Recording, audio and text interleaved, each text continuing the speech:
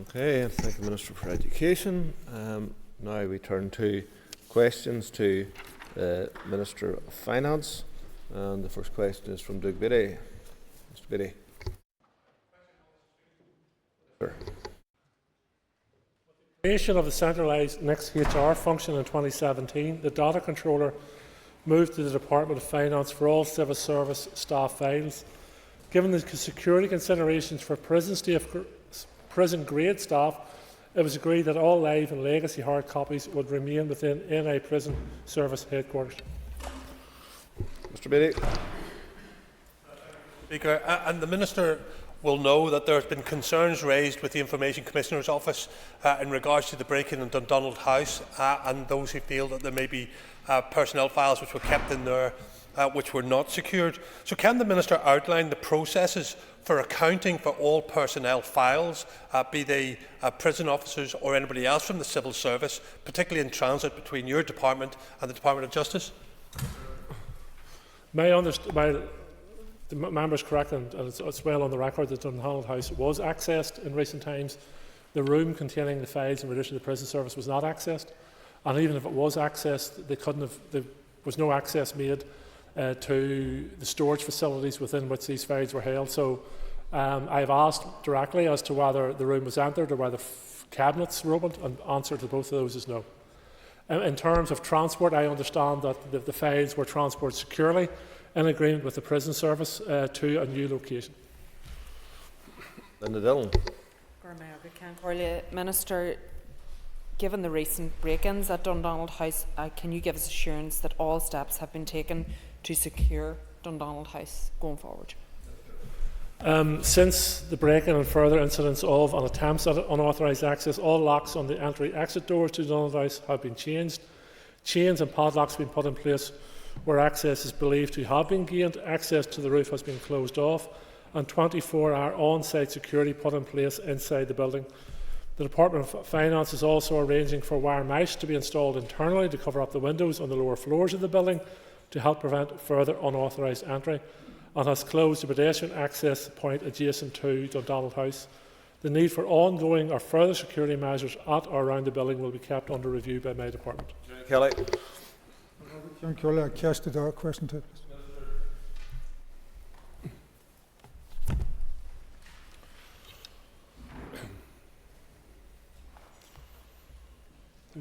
At the beginning of March, the Executive approved an increase to the procurement control limits to reflect inflation over the last 5 years and to introduce greater flexibilities for public bodies.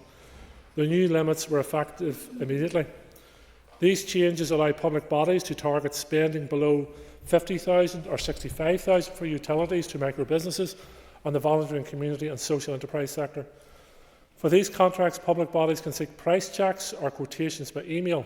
The simplification means that businesses will not be required to use the e-tenders NI system, which can be seen as a barrier by these groups. The flexibility will also ensure local accountability and allow spending decisions to be made locally. There are many reports which point to a risk-averse culture across the public sector. I would encourage ministerial colleagues to ensure their department is maximising the flexibilities the new limits create, and also ensure this flexibility is replicated in its arm's-length body, such as schools. In addition to flexibility in procurement practices, my department is currently in the process of raising the delegated limits, where departments are required to seek approval from the Department of Finance Supply Division. Again, I would encourage ministers to review the practice in their own departments to ensure that delegated limits for their arm's-length bodies are proportionate and focused on delivery. Mr. Kelly. Thank the Minister for his answer. On a little on how the new simplified procurement process helps local small businesses access to public sector contracts. I am committed to ensuring our procurement practices are simplified and are easily accessible for local businesses, particularly as 85% of businesses here are between 1 and 9 employees, and 97% of businesses have less than 50 employees. The simplification of the procurement process and practices for contracts below 50,000 or 65,000 for utilities will mean that businesses will not be required to use formal tendering to provide quotations. This will make it easier for public sector to do business and, more importantly, for businesses to bid, negotiate and work in partnership with the public sector. Neil McAllister. for his answer so far. Minister, during the last 5 years, the health trusts in Northern Ireland have spent close to £3 billion in care home contracts without going through procurement processes. What is your assessment of how that spending aligns with the requirements and best practice, given that there are concerns around the lack of flexibility for those availing of places in care homes? It's a matter for the Department of Health and the Health Minister, and indeed the Health Committee, to assess and interrogate. I think it's important that obviously public funds are used wisely and are accountable for, and we're getting maximum value for money, but also that small and medium enterprises are not ruled out or barriers placed in their way to accessing considerable amounts of public funding, which can make a huge difference to a small business and therefore make a huge difference to our local economy. But in terms of the detail of the member's question, I would encourage her to engage with the Department of Health in that matter. Thank you, Mr. Speaker, and I thank the Minister too. In regard to arm's length bodies, what methods or what mechanisms are available to the Department to ensure that not only are proper procurement procedures adhered to, but also proper payment procedures? Minister. Well, each contract and each procurement exercise will have its own contract, which departments should monitor and satisfy themselves from the outset the procurement process has been followed properly, and that, as I said to the previous questioner, that value for money is achieved. The Department of Finance sets out policy in these matters. We can and will offer support to departments when asked for, but we do not have an interventionist role within the Department of Finance in regards to these matters. But as I say, I'm more than happy, where resources allow me, for my officials to support other departments if and when questions arise, or where queries arise around these matters, or where they want advice on best practice. Mark Durkin.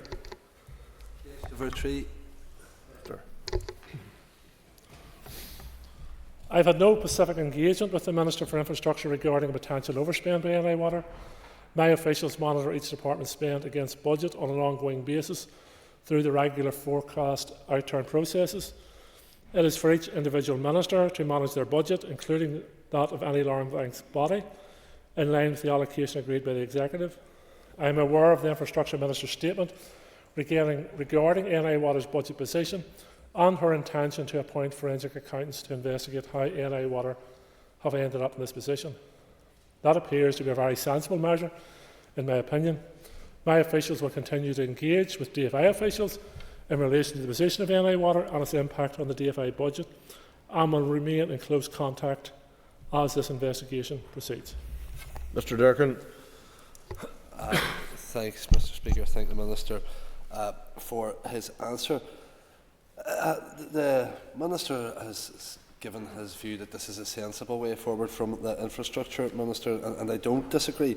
But is he aware of any other departments or arm's length bodies who have incurred similar overspends, and departments have taken similar action in terms of recruiting or employing a forensic accountant to look at it? And what can and should we be doing to improve oversight and budgetary discipline of ALBs? Minister. Well, maybe in reverse order. In terms of monitoring of ALBs and arm's length bodies, there's obviously a role for the Assembly. There's definitely a role for the committees. It shouldn't be a case that arm's length bodies come into the committees, make statements, and if their statement suits the political agenda of members of the committee, they nod in agreement, or if it doesn't, you shake your head in disagreement. Arm's length bodies control and spend huge amounts of public funds, and I think the work of the committees and the assemblies is very, very good. It's not given enough credit, I have to say, but I think the committees are a great way of holding those arm's length bodies to account. In terms of the use of forensic accountants by any other department, I'm not aware of it. I think it's a very innovative approach by the DFI Minister, and as I said, I think it's a reasonable measure. If other departments feel they should follow suit, then I would encourage them to do so. And the Minister indicated there that he thinks it is a sensible approach by the Infrastructure Minister, so can we take it that he agrees then with the Infrastructure Minister's approach to this issue? I do agree. As I said to the previous questioner, arm's length bodies are responsible for spending huge amounts of public funds. And they're also they also have a responsibility to live within budget, as does their chief executives or their accounting officer. And their accounting officer has a responsibility to live within budget. So when an accounting officer steps forward and indicates or confirms that they can't live within budget, then I think the board of that arm's length body should be very concerned about that and carrying out due diligence. But certainly the Minister of the sponsoring department should be very concerned in carrying out due diligence in that regard, and I think in this case the Minister has acted appropriately. Stephen McLaughlin. Number 4, please. Minister.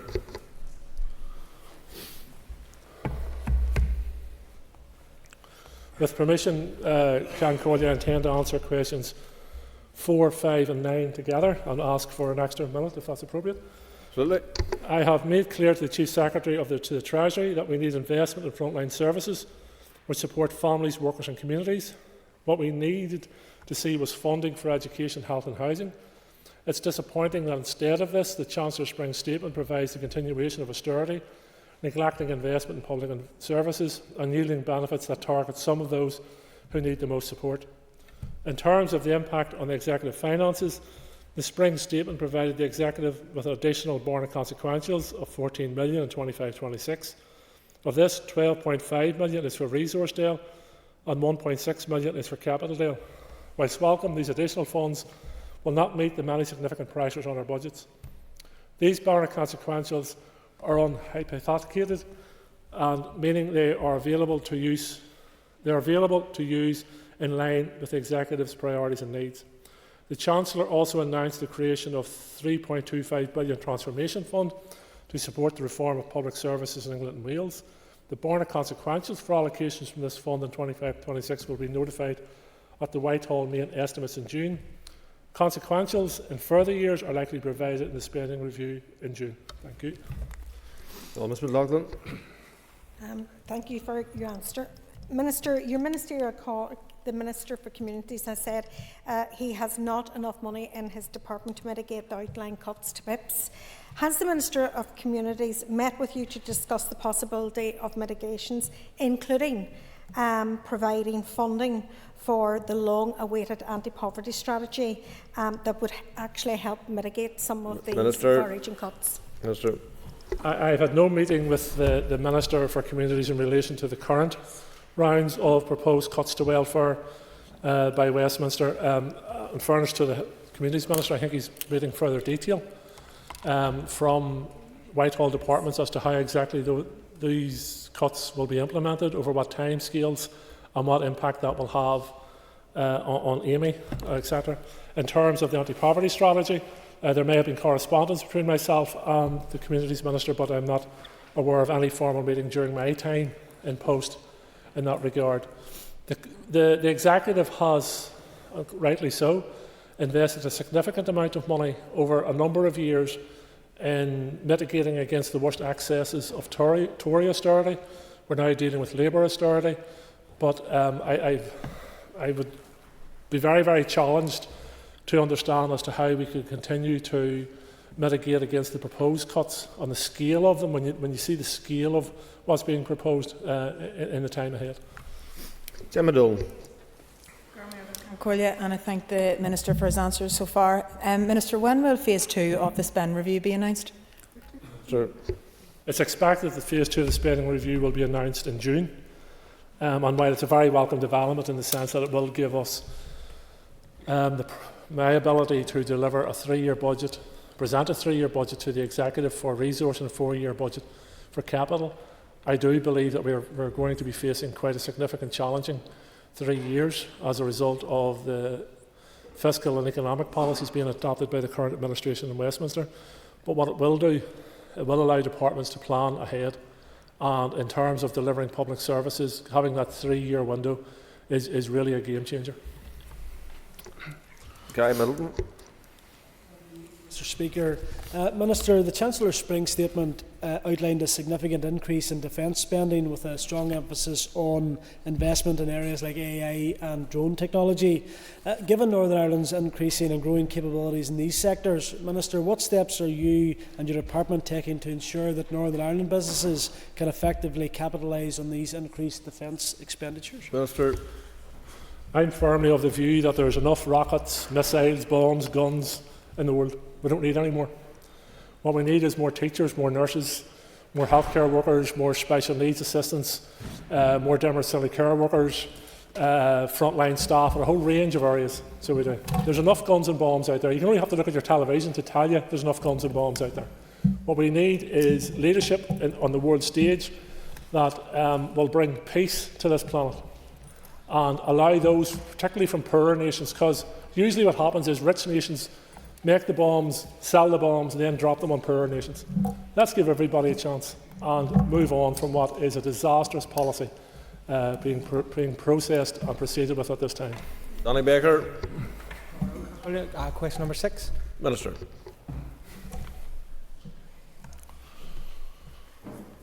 The Digital Inclusion Team Go On NI programme provides free digital training sessions in libraries, community centres and hubs. These digital skills sessions introduce digital technology to people who are not familiar with going online and support people who want to improve their online skills. In the last financial year, the programme helped nearly 3,576 people with digital training. In addition, the Digital Inclusion Team worked closely with businesses in the community and last month hosted an online schools event for Safer Internet Day, which had 3,758 pupils registered from 51 different schools. My department is committed to maximising the number of citizens able to use online channels, including those to access public services and to access low-cost, convenient computing and digital skills training. Activity and initiatives are cross-departmental to ensure that we use technology to grow the economy, reform our public services and make life better for every citizen. Mr. Baker. Minister, for your answer, and you touched on it there. The department is working in partnership with other departments, and is it working with more sectors to improve digital inclusion? The Digital Inclusion Unit has aims of getting citizens online, promoting access to high-level digital skills and supporting the digital economy.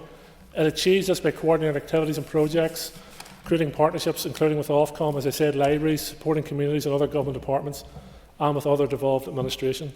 The unit also works in partnership with the public, private, voluntary and community sectors in delivering joint up working through Digital Assets Steering Group.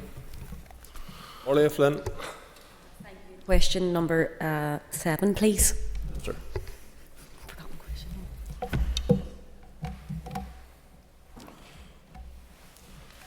With your permission, Mr. Speaker, I will answer questions 7 and 12 together. I am pleased that Professor Holtham is conducting an independent review of our level of need. This work is essential if we are to make the case to the British Government for a higher relative need factor to be included in our funding arrangements. Professor Holtham's review is ongoing, and I expect a report from him later this month in order to inform Phase 2 of the spending review, which is due to conclude in June 2025. Officials in my department are providing technical and administrative support to Professor Holtham as he requires it. It's essential that the Executive is funded fairly and sustainably to ensure us to deliver the public services our people deserve. That is my focus and the purpose of this work. Ms. Lynn. Thanks very much. Can the Minister explain why should the 124% needs-based factor be amended? Minister. I think it's a general view of Executive colleagues that while it's very welcome that we're now receiving funding at 124, that the level of need here is actually greater than that, and that Professor Holtham's review is very timely in that in terms with the spending review. It's been clear we've been underfunded for many, many years. I'm old enough to remember when we used to call for more funding that we were accused of going to Downing Street with a begging bowl in our hand, but in fact we were proven correct all along that we were underfunded. If we are to drag our public services up to an appropriate level, then we need the funding to do it, and we need that funding to support those who are working in the public services who, despite all the pressures that are thrown at them on a daily basis, go above and beyond the call of duty to help our citizens. Andrew McMurray. Thank you for the answer so far. It is a few months really sufficient time for a review so fundamental for our public finances to take place? Minister. Yes, I think it is. And the time frame perhaps not set by ourselves, but in terms of the spending review, I think that the work that's been carried out over a number of various reports, including the work of the Fiscal Council, provides a good platform for Professor Hultham to work on. He obviously will have access to all the data and will come to his own independent conclusions on that regard. But I do think the time frame, not ideal, but I do believe it is achievable. Timothy Gaston. Much, Mr. Speaker, and I certainly welcome the appointment of Mr. Hotham to identify the up-to-date level of need for Northern Ireland, having mentioned his work in the Assembly in the past. Can I just ask the Minister, as part of his review, will he be taking submissions from parties or indeed MLAs? Minister. No, it's largely a desktop review in terms of data and provisions. So it's not that type of review. I don't think the time frame would allow for that. It's really accessing papers and data to bring forward the report. Justin McNulty. Hold control it.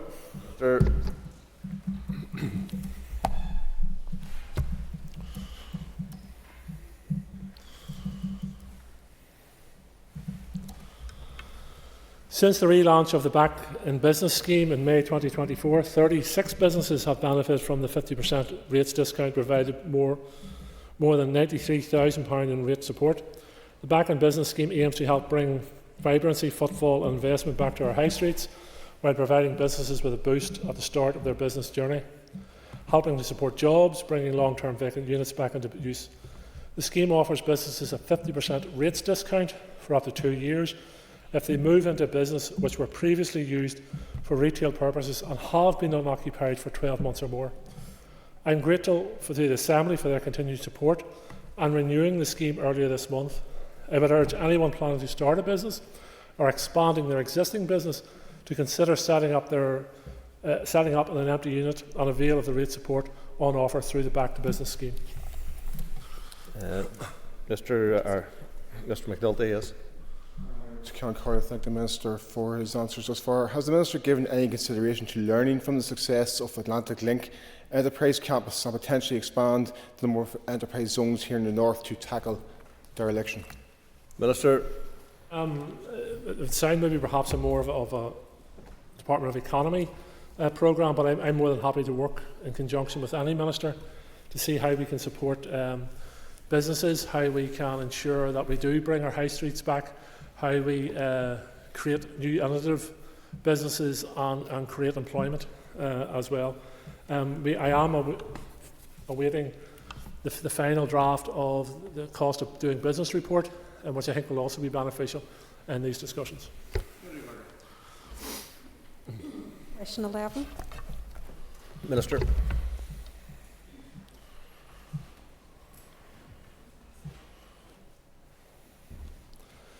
There has been significant progress across the 4 city and growth deals, with many positive milestones achieved over this last year. The Belfast Region City deal is in delivery phase, with legally binding contracts for funding, planning permission and construction commencing across many of the projects.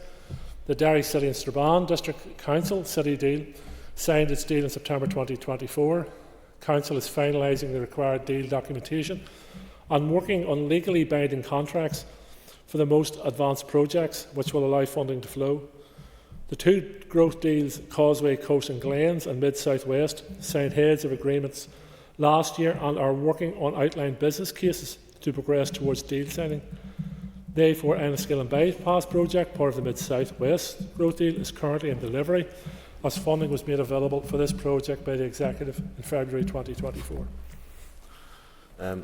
Ms Hargey. Thanks very much for your answers, and it's just to see, Minister, what benefits you will see these city growth deals delivering, and I suppose complementing the programme for government and the budget that you announced earlier today.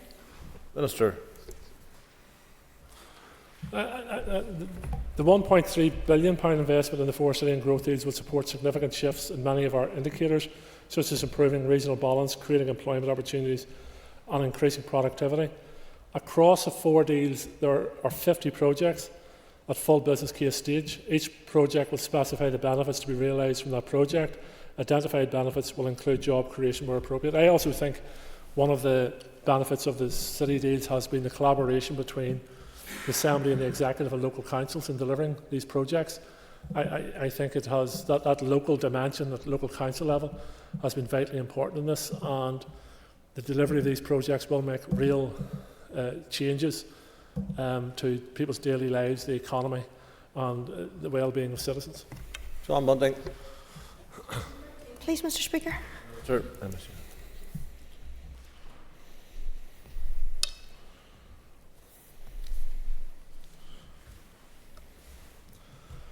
The Registrar General Office has data sharing arrangements in place with several agencies which enable death registration data to be provided to them. These data sharing arrangements enable the transfer of information on a weekly or monthly basis and contain only those data items permitted by data sharing legal powers and agreed with the organisation in the relevant data sharing agreement. There are no arrangements in place to automatically notify agencies and statutory bodies when a death is registered. GRO officers are currently scoping out legislative pathways which will allow for increased data sharing arrangements. However, it will take time to progress this work and to put the necessary legislation in place. Ms. Bunting. I'm grateful to the Minister for that answer, and he's highlighted the fact that they are working on it. The Minister will be aware that in Great Britain there is a campaign called Tell Us Once, and that is being promoted by Marie Curie here, and as Chair of the APG for terminal illness, I would be keen to see that those in bereavement would only have to notify one agency to ensure that they don't have to keep repeatedly making calls in a time of grief. Could the Minister indicate, obviously he's taken this forward, but could he give us any indication of timeframes and scoping for such legislation? Minister. I can't give the member any times at this stage. The work is at an early stage in regards to this, but it is important for the very reason the member outlined, to tell us once, to assist grieving families at that most awful of times immediately after the death. So I will update the member with more information, but I agree with the objectives of the campaign. Emma Sheeran. The Minister has just answered my question. Okay, move on then to Colm Gildernew. Minister. The member will be aware that the baby loss certificate scheme has been taken forward as quickly as possible to give bereaved families the opportunity to have formal recognition of their loss. I want all parents and families who suffered the devastating loss of a baby to feel that their grief is recognised. The Death and Stillbirth and Baby Loss Bill, which will provide a power to make these regulations, is, as the member will be aware, is currently being discussed through its second stage in the Assembly today. Mr. Gildernew. Cormac, and I thank the Minister, and I'm aware that you are dealing with this in more detail today, but for now, can you just outline in brief what a baby loss scheme might entail, Minister? Thank you. A baby loss certificate scheme is intended to recognise the grief and pain which many families feel in the event of a loss of a baby in the first 24 weeks of pregnancy. Although a certificate cannot undo this suffering, the scheme will recognise and validate their loss, which is often a very private matter in the same way that stillbirth or death certificates do. The scheme will be entirely voluntary, with no legal requirement to record the loss. The resulting certificates will have no legal standing, but will provide a formal means of recognising the loss and its impact. Carla Killian. Question 15. Minister.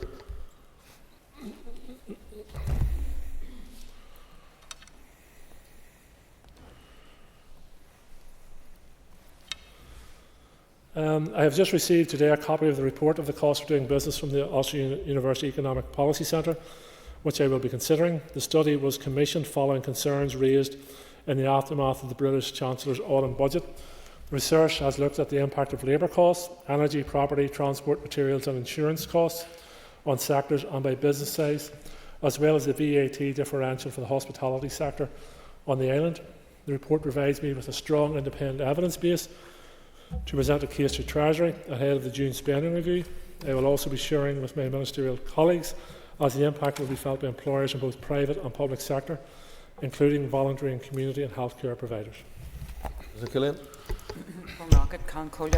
I appreciate the Minister still looking at the report, but even at this stage, could he even give an indication of what actions he's minded to bring forward after his final consideration into the report, the cost of doing business?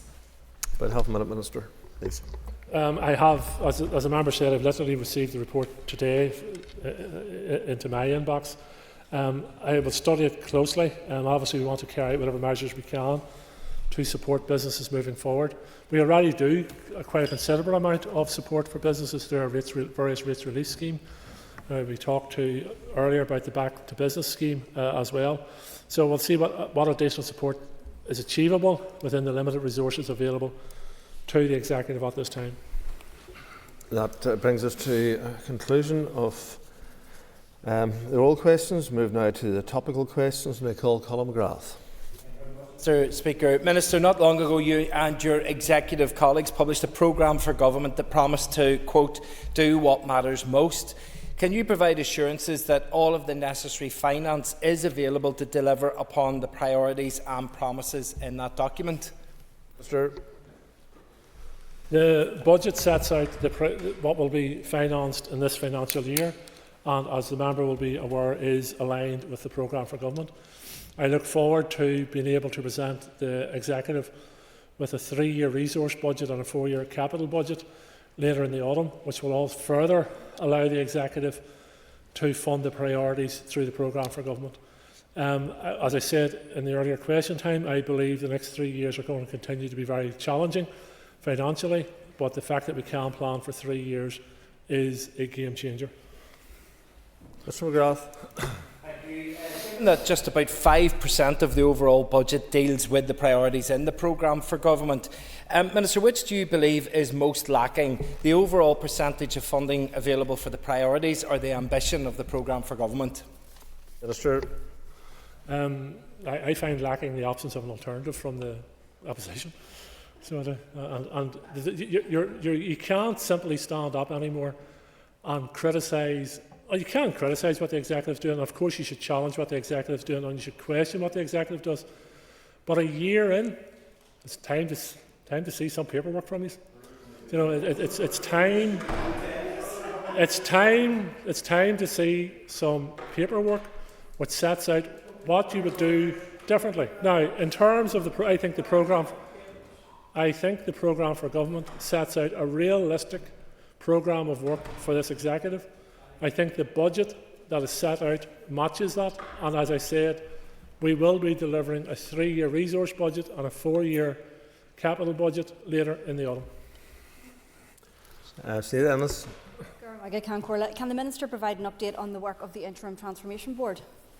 Minister. Yes, this morning I met with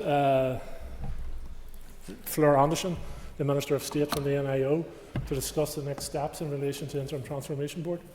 I hope to be able to go out to executive colleagues in early summer and ask for further bids in relation to the remaining funds of around £102 million. And in conjunction with that, the Board and the TEO are also studying the digital maturity projects that have been submitted as well. So I will be appointing further members to the Board as well, and confirming the terms of reference. So the work of the Board continues, and the transformation project, the further transformation project bids will be asked for by early summer. Zenas.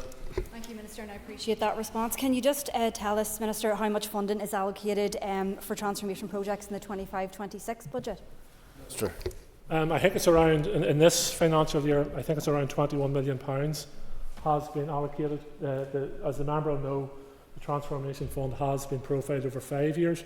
We are engaging with the Treasury around how that profiling will work and how it will match the ambitions and the strategies of the Transformation Board and the Executive, but we're confident we'll be able to match those two up. Mr. Trevor Clark. I'll ask the Minister, I don't know if you heard the interview last week from the Chief Constable in terms of the pressure within police numbers, but can I ask you, Minister, has the Justice Minister made any specific bids to address the issue of the recruitment within the PSNI? Minister. I didn't hear the entirety of the interview. I heard some of the interview, but the member will be aware that the Justice Minister has submitted a business case to my department That business case, and for the record, is not on my desk. It is being studied by departmental officials, as would be the case for any business case that comes into the department. And at the appropriate case, it will be submitted to me. So once the business case has been appropriately analysed, I will engage with the Justice Minister on the way forward. Mr Clark. The Minister has said in relation to business cases. However, I suppose given that there's a commitment from within the Executive and all of the Executive Ministers in the programme for government to address the shortfall of numbers within the police, given there was an original commitment of 7,500, I think now the target's even 7,000. So can I ask you, Minister, regardless of what the business case would say, given that this is a strong case made by the Chief Constable and indeed supported by evidence across the water, what support he would give to it, regardless of what that case would say? Minister. As I said earlier during the statement in relation to the budget, I'm not going to set my spending priorities on the latest headline, or whoever seeks the most dramatic headline. That is because if I follow that course, somebody tomorrow will have an even more dramatic headline than the one today. So the business case, I cannot simply disregard a business case. The business case is there to protect public funds. If the business case stacks up, well and good. I will take the next step then along with the Justice Minister as how we identify the £200 million to direct towards policing over a 5-year period. Currently that £200 million doesn't exist. It simply doesn't exist. So we'll have to look at it over the spending period of that business plan, and I think the spending review gives us a great opportunity to plan on the way forward. Question 4 is withdrawn. Call Harry. Mr Speaker, what discussions have you had, Minister, with your devolved counterparts and with the government in relation to the impact of US tariffs? Minister. I had no opportunity as yet to have discussions with finance ministers in the devolved institutions. I understand that the economy minister is taking forward discussions with the devolved institutions in relation to the impacts of tariffs. Thank you for your answers so far, Minister. Minister, has any initial work been done to undertake and establish what sectors will be worst impacted in this part of the UK specifically? Minister. Again, I understand the economy minister is leading in this regard, and of course I'll work closely with her in that matter in terms of any financial concerns or pressures that are placed on our businesses. But I come back to the point, we are working in significantly constrained financial times, and it would be I can't raise expectations beyond reality. Emma Sheeran. Concordia, Minister, can you provide an update on last week's NSMC meeting, please? Minister. I attended last week's NSMC meetings in terms of SUPB as a sponsor minister for that department. A very useful engagement with our southern counterpart and the SUPB about the projects and the work they are doing, which are making real differences in communities and people's lives, supporting businesses, community projects, education projects. So it has been a very important piece of work. Sharon.